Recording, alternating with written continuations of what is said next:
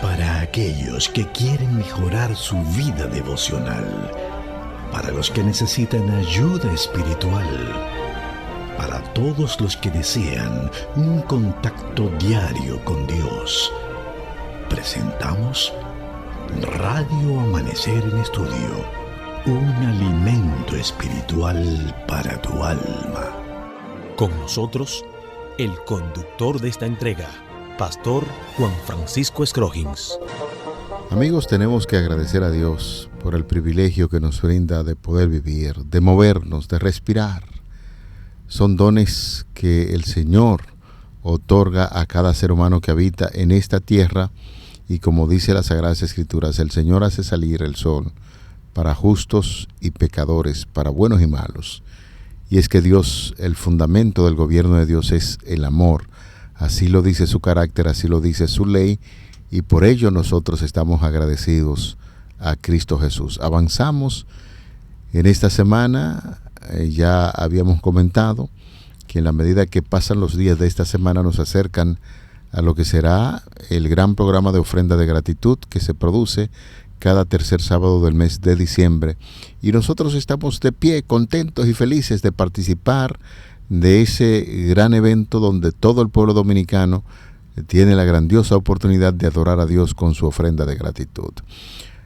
En esta ocasión invitamos a cada creyente para que traiga su Biblia, su guía de estudio. Bajo la conducción y la dirección del Espíritu Santo estaremos compartiendo con ustedes un gran mensaje. Misión a regiones más alejadas. Es el tema que estaremos abordando en el día de hoy. Traiga su Biblia, su guía de estudio, y bajo la conducción del Espíritu Santo estaremos juntos estudiando este importantísimo tema. Me place en gran manera saludar en este día al pastor Ángel Dayan de la Cruz Machuca, quien está con nosotros en los comentarios a estas lecciones. Muy grato es el momento, es el tiempo que pasamos juntos en este crecimiento del trimestre que Dios nos ha permitido tener, mi querido pastor y amigo Juan Francisco Scroggins Wagner. El Señor nos ha dado este gran privilegio y lo estamos aprovechando con compromiso, con determinación y con valor para que este crecimiento que hemos tenido, esta bendición, este compromiso que Dios nos permite tener, lo valoramos mucho. Así que gracias a Dios, gracias a ustedes, mi querido pastor. Y seguimos adelante firme y fiel, porque en Dios confío. En eso estamos, pastor, esta semana. Sí, señor. Porque en Dios confío. El canto, el ambiente se siente en nuestro medio, que en medio de todas las cosas, nuestras expresiones de gratitud a Dios vienen precisamente en eso. Aumentar nuestra fe, porque en Dios confiamos. Vamos a expresar esto a través de la oración en reverencia en este momento. Buen Dios, excelso Padre, en este momento agradecemos infinitamente la bondad y la misericordia que hemos recibido. Y en este día, al verlo despuntar, iniciar una jornada, nos preocupamos en primer lugar porque Dios nos ha mantenido con vida. En Él somos y en Él nos movemos. Y rogamos que nos dé la capacidad, la inteligencia, la sabiduría para las decisiones de este día, y especialmente con el estudio de tu palabra. Gracias, Señor, por ello. En el nombre de Jesús te lo pedimos. Amén. Amén. Pastor y amigos oyentes, hay una declaración importantísima que encontramos en el Evangelio de Mateo, capítulo 14, versículo 34. Cuando nosotros leemos en las Sagradas Escrituras que Jesús partió con sus discípulos de Genezaret y se va a la región de Tiro y Sidón, es importante que nosotros podamos enfatizar en esta puntualización, porque nos vamos a detener en la forma en que Jesús interactuaba con gente que no era de su pueblo.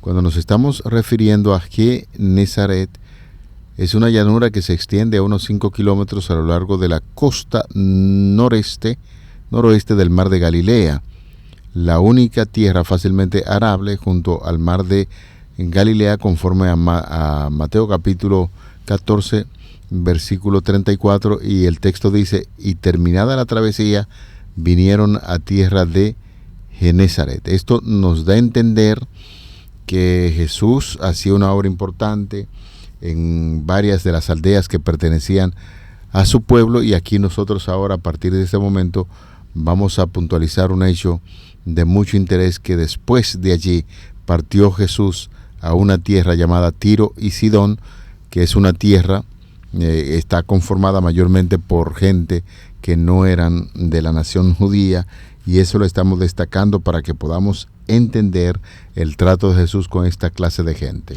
Específicamente en esta región, Jesús se retiró hacia el norte.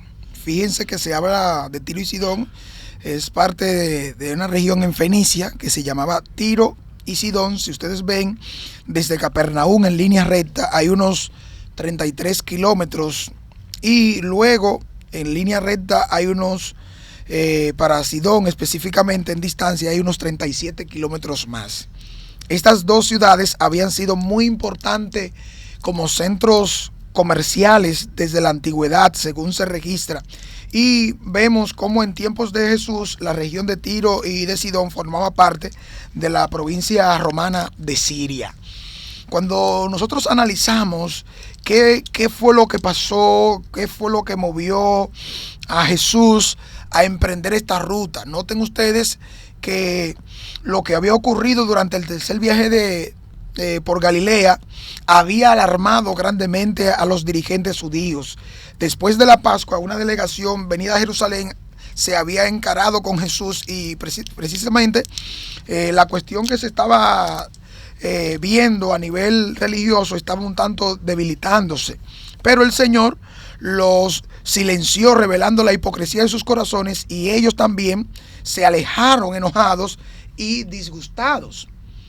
Como consecuencia de eso, por su actitud y sus amenazas, ya se había dejado bien en claro que la vida de Jesús corría peligro debido a esta situación.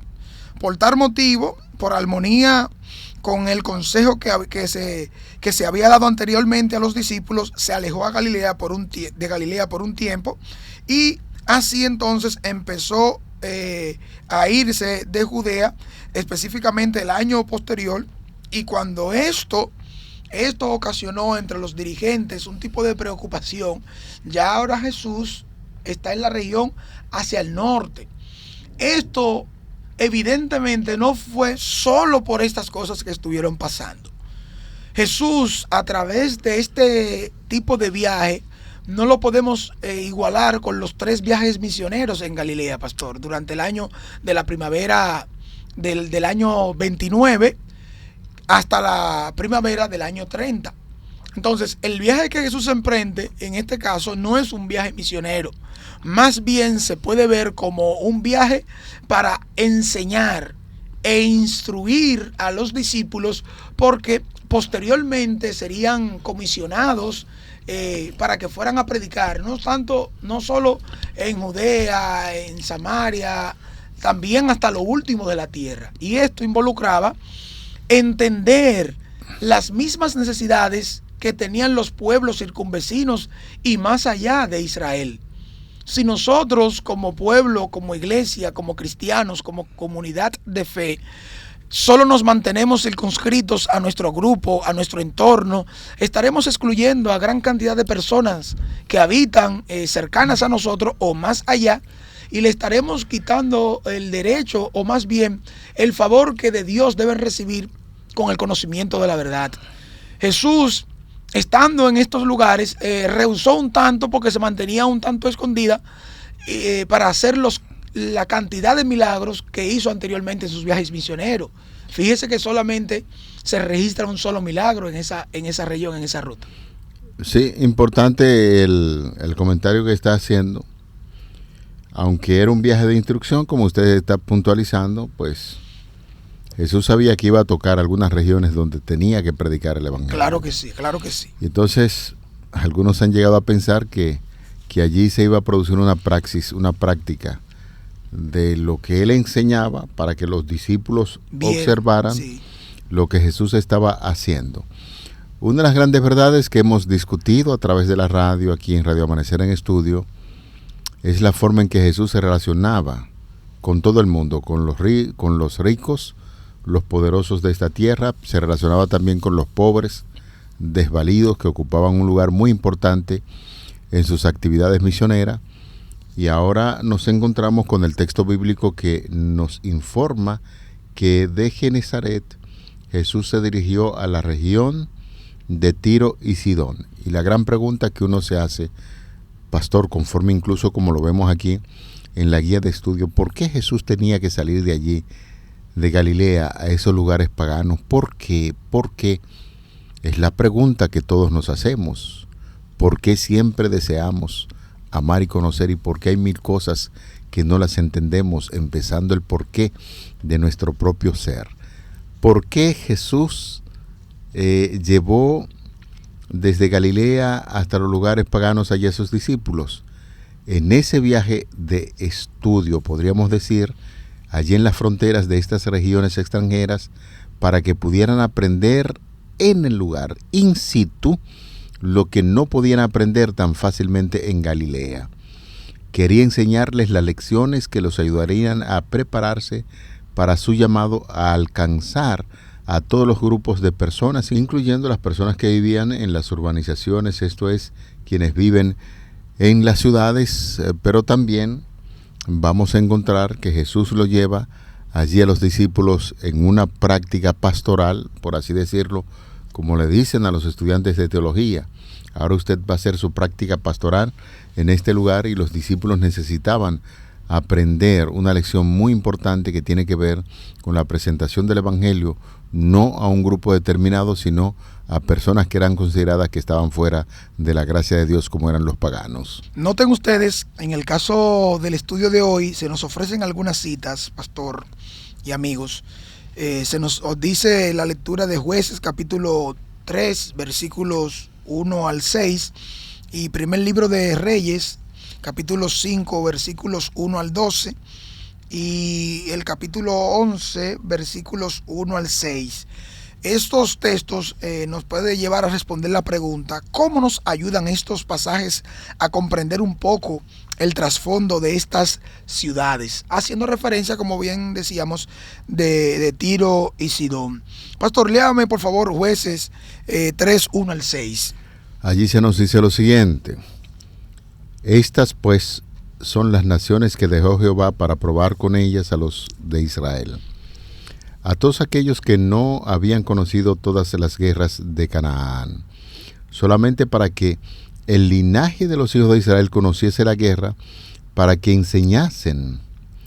enseñasen a lo que antes no la habían conocido, los 5 príncipes de los filisteos, todos los cananeos, los sidonios, los heveos, que habitan en el monte Líbano, desde el monte de Baal Hermón hasta llegar a Amat, y fueron para probar con ellos a Israel, para saber si obedecerían los mandamientos de Jehová que él había dado a sus padres por mano de Moisés. Así los hijos de Israel habitaban entre los cananeos, heteos, amorreos, fereceos, heveos y jebuseos, y tomaron de sus hijas por mujeres, y dieron sus hijas a los hijos de ellos, y sirvieron a sus dioses. Según vemos, Dios utilizó estos pueblos antiguos para poner a prueba la fe de Israel. Y lamentablemente no pasaron esta prueba, porque el pueblo de Dios empezó a tomar sus hijas como esposa, y dieron sus hijos también a ellos, y sirvieron a sus dioses. Desde el principio notamos que este pueblo sirvió o fue un obstáculo para el pueblo de Israel. Ya en el primer libro de Reyes, el capítulo 5, versículo 1 al 11, podemos ver allí entonces la estrecha relación que existía entre los sidonios y los hebreos. Antiguamente, por un lado, vemos los lazos económicos, y luego es indudable que veamos también cómo esta influencia se convirtió en negativa por el paganismo y la idolatría de ambos socios comerciales. En el caso del primer libro de los Reyes, encontramos esta declaración. Primer libro de los Reyes, capítulo 11, versículos 1 al 6. Pero el rey Salomón amó, además de la hija de Faraón, a muchas mujeres extranjeras, a las de Moab, a las de Amón, a las de Edom, a las de Sidón y a las Eteas, gente de las cuales Jehová había dicho a los hijos de Israel: no os lleguéis a ellas, ni ellas se llegarán a vosotros, porque ciertamente harán inclinar vuestros corazones tras sus dioses. A estas, pues, se juntó Salomón con amor, y tuvo 700 mujeres reinas y 300 concubinas, y sus mujeres desviaron su corazón. Y cuando Salomón era ya viejo, sus mujeres inclinaron su corazón tras dioses ajenos, y su corazón no era perfecto con Jehová su Dios, como el corazón de su padre David, porque Salomón siguió a Astoret, diosa de los sidonios, y a Milcón, ídolo abominable de los amonitas. E hizo Salomón lo malo ante los ojos de Jehová, y no siguió cumplidamente a Jehová como David su padre. Noten ustedes que aún en lo que se revela de esta influencia, aquí vemos lo negativa que llegó a ser, porque el rey Salomón se casó con una princesa sidonia que lo llevó por mal camino, sin duda alguna. Es que conforme a lo que usted ha estado compartiendo con nosotros aquí en esta declaración del libro primero de los Reyes, lo que resalta es, y es un punto clave que nosotros debemos entender, el propósito de Dios para el pueblo de Israel es que cuando se juntara con las naciones paganas, ellos pudieran ser beneficiados con la creencia que tenían de un solo Dios que puede guiar todo movimiento de los diferentes pueblos. Pero cuando empezaron a hacerse ese tipo de interacción, se dio un fenómeno contrario. En lugar de los hijos de Israel influenciar sobre los paganos estaban influenciando sobre los hijos de Israel, y eso es muy peligroso, El caso de Salomón que usted estuvo describiendo ahí, en esa lectura magistral de las Sagradas Escrituras, encontramos que Salomón, el hombre se desvió tanto del propósito original. 300 mujeres reinas. Aquel hombre que cuando empezó o iba a empezar a gobernar pidió sabiduría, y entendimiento, y Dios le dio el privilegio de sabiduría. Y el hombre guiaba a su pueblo, pero la fama, el poder, hicieron de Salomón una persona sumamente peligrosa para cumplir con el propósito de la misión. Hablar de que tuvo 700 mujeres y 300 concubinas, estamos hablando de 1000 mujeres. Y algunos dirán, ¿y cómo es eso? Sí, el hombre extraviado de Dios puede hacer muchas cosas. Sin embargo, puntualizar que muchos de esos matrimonios que se realizaban, aunque por el matrimonio per se que tenía con estas mujeres paganas, él podía convivir con ellas, pero hay que ser demasiado viril para uno pensar en una persona que pueda atender a 1000 mujeres. El caso es que Salomón, obrando ya con inspiración no del Señor, sino del maligno, hacía ese tipo de matrimonio para, en términos políticos, para ampliar su territorio y donde él podía tener influencias como gobernante. Lo que a él se le olvidó fue lo que la palabra de Dios enseñaba. Así es. Que debía, apartó el consejo de Dios de su vida. Claro. Entonces, al final de su camino, señores, lo que puede hacer un ser humano cuando se aparta de Dios, cosas extraordinarias. Y eso no lo vemos solamente en Salomón, lo vemos en todo el pueblo de Israel, cuando Dios llama para que se presente a un Dios verdadero, un Dios que está dispuesto a hacer grandes maravillas por los seres humanos. Entonces el que se aparta de Dios, no cumpliendo con ese propósito original, se puede convertir con lo que fue Salomón, un hombre totalmente desenfocado de lo que Dios le había dicho en torno a lo que era la misión de él para con las naciones paganas. Esto llegó a un colmo tal que el mismo Salomón, en sus escritos, tanto de Proverbios, específicamente Eclesiastés, que es una confesión pública de su vida extraviada. Exactamente. Por eso dice él que no negó nada a sus ojos. Y esta sabiduría lo utilizó para hacerse sabio en su propia opinión, que es lo mismo, que es lo contrario ahora lo que vemos expresado en el libro de los Proverbios, para que la gente entienda el nivel. Este hombre que en un momento llegó a ser el más sabio que hubo sobre la faz de la tierra, y llegó a prácticas vergonzosas, desviadas de Dios. Porque fíjese cómo tener ahora, amigos y hermanos, pastores Crojins, una mujer por cada país, una mujer por cada tipo de creencia. es bueno que usted entienda que cada una de esas creencias, en esos dioses paganos, en la antigüedad, había todo tipo de prácticas. Prácticas homosexuales, prácticas lesbianas, prácticas de todo nivel, que desviaron el corazón, y él mismo también, de llegar a ser un hombre plenamente viril y capaz, llegó a ser un hombre hasta afeminado y apartado de los principios que Dios había establecido. Y eso pasa cuando los hombres y mujeres, estando en el camino de Dios, se apartan del camino, de las orientaciones, el consejo y la enseñanza que Dios muy claramente les prescribe, les manda, les orienta, les revela o les ilumina. Y bajo los efectos del pecado, no hay nada que esté escrito como lo último que una persona pueda practicar. Y eso es lo que vemos en la vida de Salomón, señores. En Salomón vemos este ejemplo. Sin embargo, a pesar de esta historia del paganismo y la idolatría, la influencia negativa de esta nación elegida, Jesús llevó a sus discípulos a estos lugares. De esta manera vemos entonces a un inicio de la misión urbana transcultural.